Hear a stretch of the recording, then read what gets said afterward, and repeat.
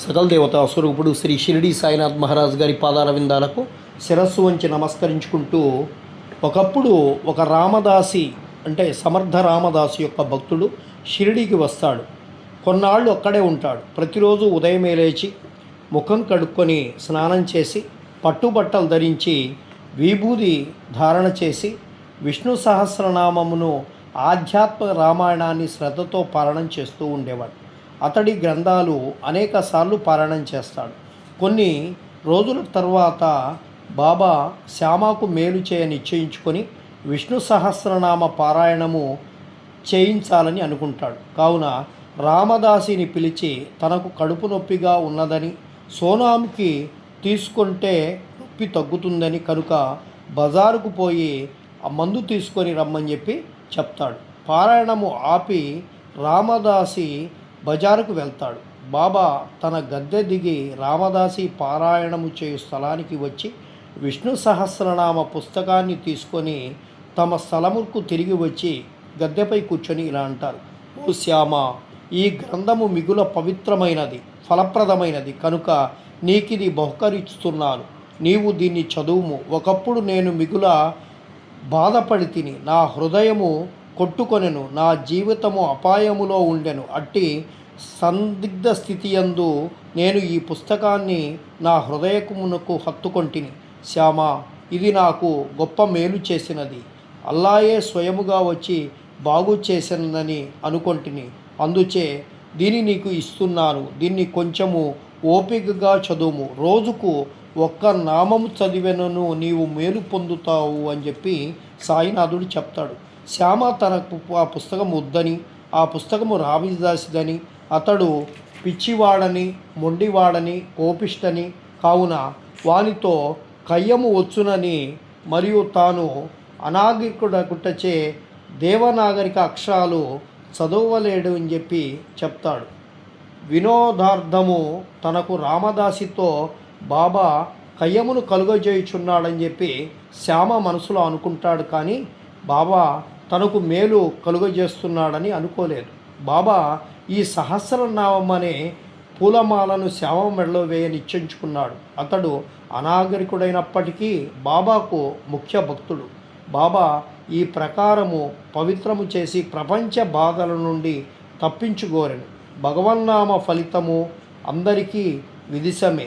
సకల పాపముల నుండి, దూరాలోచనల నుండి, చావు పుట్టుకల నుండి అది మనల్ని తప్పిస్తుంది. దీనికంటే సులభమైన సాధనము ఇంకొకటి లేదు.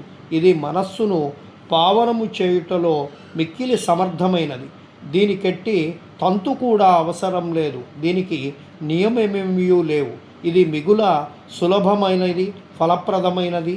శ్యామ ఇష్టము లేనప్పటికీ వానిచే దానిని అభ్యసించవలనని బాబాకు దయ కలిగింది కనుక దాన్ని బాబా వానిపై బలవంతముగా రుద్దారు. ఆ ప్రకారంగా చాలా కాలం క్రిందట ఏకనాథ మహారాజు బలవంతంగా విష్ణు సహస్రనామాన్ని ఒక బీద బ్రాహ్మణుడిచే పారాయణం చేయించి వానిని రక్షించను.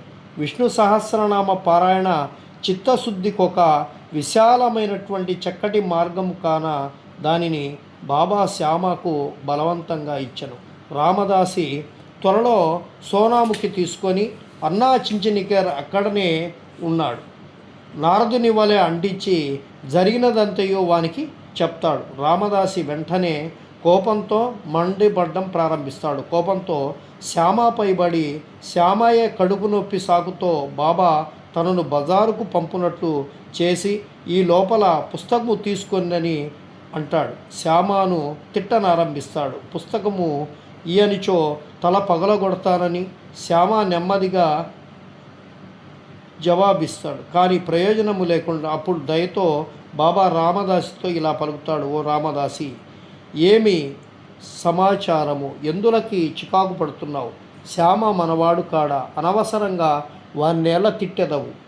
ఎందుకు జగడమాడుచున్నావు? నెమ్మదిగా ప్రేమతో మాట్లాడలేవా? ఈ పవిత్రమైన గ్రంథాలను నిత్యము పారాయణం చేస్తూ ఉన్నావు. ఇంకనూ నీ మనస్సు పవిత్రముగాను అస్వాధీనముగాను ఉన్నట్టున్నది. నీ వెట్టి రామదాసివయ్య. సమస్త విషయాలందు నీవు నిర్మలవుడకు ఉండవలను. నీవు ఆ పుస్తకమును అంతగా అభిరుచించుట వింతగా ఉంది. నిజమైన రామదాసికి మమత కాక సమత ఉండవలను. ఒక పుస్తకం కొరకు శ్యామతో పోరాడుచున్నావా? వెళ్ళు, నీ స్థలంలో కూర్చునము. ధనమిచ్చిన పుస్తకములు అనేకములు వచ్చును, కానీ మనుష్యులు రారు.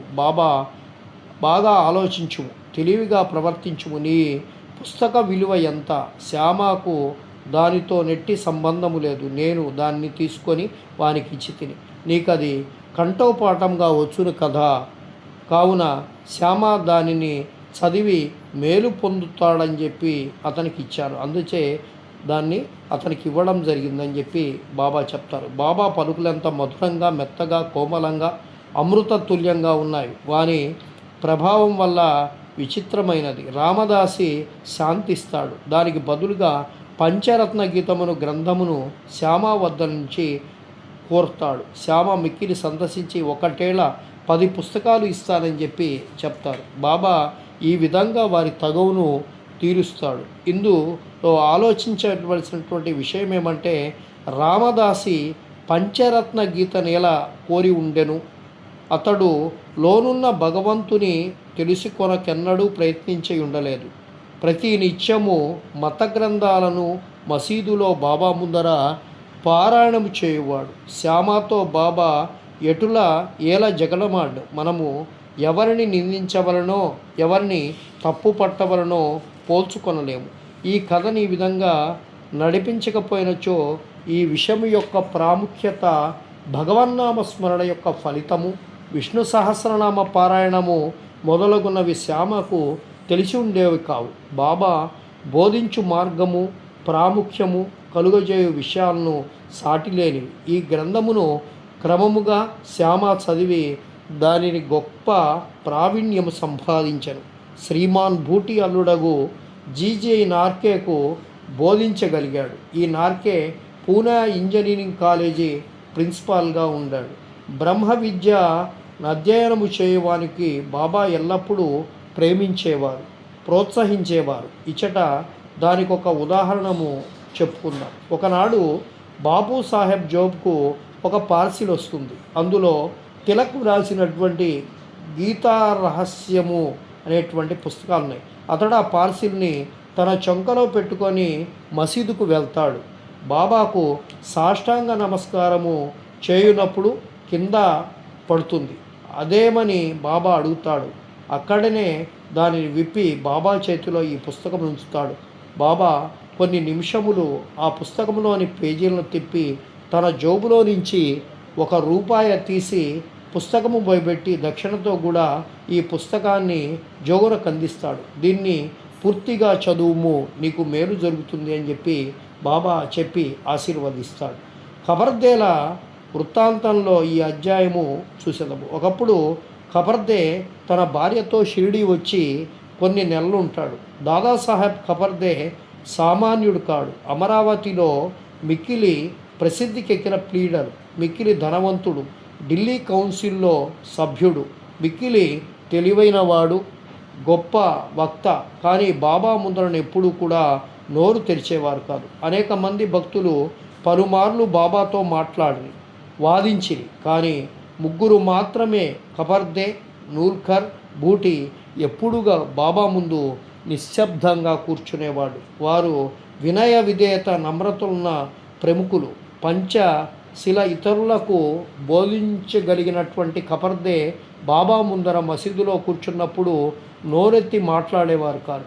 నిజంగా మానవుడు ఎంత చదివిన వాడైనను, వేదపారాయణము చేసిన వాడైనను బ్రహ్మజ్ఞాని ముందర వెలవెలా పోవును. పుస్తక జ్ఞానము బ్రహ్మమునకు ముందు రాణించదు. దాదాసాహెబ్ ఖబర్దే 4 మాసాలు ఉన్నాడు. కానీ అతని భార్య 7 మాసాలుంది షిరిడిలో. ఇద్దరును షిరిడిలో నుంచే సంతసిస్తారు. ఖబర్దే గారి భార్య బాబా ముందు భక్తి శ్రద్ధలు కలిగి ఉండేది. ఆమె బాబాను మిగుల ప్రేమతో, భక్తిపూర్వకంతో చూసేది. ప్రతిరోజు 12 గంటలకు బాబా కొరకు నైవేద్యము స్వయంగా తెచ్చు ఉండేది. దాన్ని బాబా ఆమోదించి తరువాత తాను భోజనము చేస్తూ ఉండేవారు. ఆమె యొక్క నిలకడైనటువంటి భక్తి, నిశ్చలమైనటువంటి శ్రద్ధాభక్తులు బాబా ఇతరులకు బోధిస్తూ ఉండేవాడు. ఆమె ఒకనాడు మధ్యాహ్న భోజన సమయంలో ఒక పళ్ళెములో సాంజ, పూరి, అన్నము, పులుసు, పరమాన్నము మొదలైనవి మసీదుకు తీసుకొని వస్తుంది. గంటల కొలది ఊరకనే ఉండు బాబా ఆనాడు వెంటనే లేచి భోజన స్థలంలో కూర్చోండి ఆమె తెచ్చినటువంటి పళ్ళెముపై ఆతృతగా పడి త్వరగా తిననారంభిస్తాడు. శ్యామ ఇలా అంటారు, ఎందుకీ